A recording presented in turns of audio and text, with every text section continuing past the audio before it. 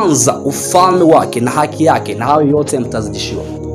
Tunakuja kuona ni vigumu sana mtu wa Mungu kupata mafanikio kama bado hajatafuta ufalme wa Mungu. Ni vigumu sana mtu wa Mungu kutafuta mafanikio nje ya ufalme wa Mungu.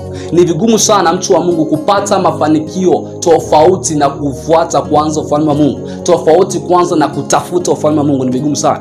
Kwa hiyo unatakiwa ujihoji kitu kimoja, ya kujiuliza kila siku, hivi je, natafuta kitu gani? Maadamu unatafuta ufalme wa Mungu, huko ndipo utakapoelekea kupata mafanikio yako yote ambayo unahitaji kila itwapo leo. Maadamu unafanya jitihada zako kutafuta ufalme wa Mungu na haki yake, hapo ndipo utakapofanikisha njia zako. Maadamu utakapokaa chini ukafikiri kitu kimoja tu, ndio maana nasema kwamba ni heri ukatafuta kitu kimoja na ukafanikiwa kuliko kutafuta vitu vingi sana ukashindwa kupata mafanikio. Kwa hiyo lazima kwanza ukae chini ujiquestion, kitu gani ambacho natakiwa ukitafuta wakati huu? Kitu gani ambacho natakiwa nikifanye kwa muda huu ili kwamba nipate kupata mafanikio?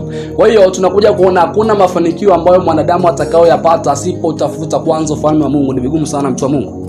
Tunaendelea. Ni vigumu sana mtu kufanikiwa asipotafuta ufalme wa Mungu na haki yake.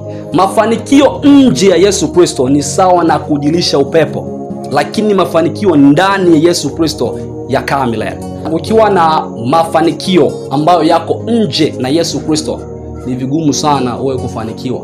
Ni vigumu sana wewe kupata kitu ambacho unakihitaji. Na ukifanikiwa kila siku ukiwa na mafanikio, alafu wewe unajiuliza swali, haya mafanikio ambayo ninayo, je, yapo ndani ya ufalme wa Mungu au je, yapo nje ya ufalme wa Mungu? Maadamu mafanikio yako yatakapokuwa nje na ufalme wa Mungu, utambue kwamba bado hujafanikiwa.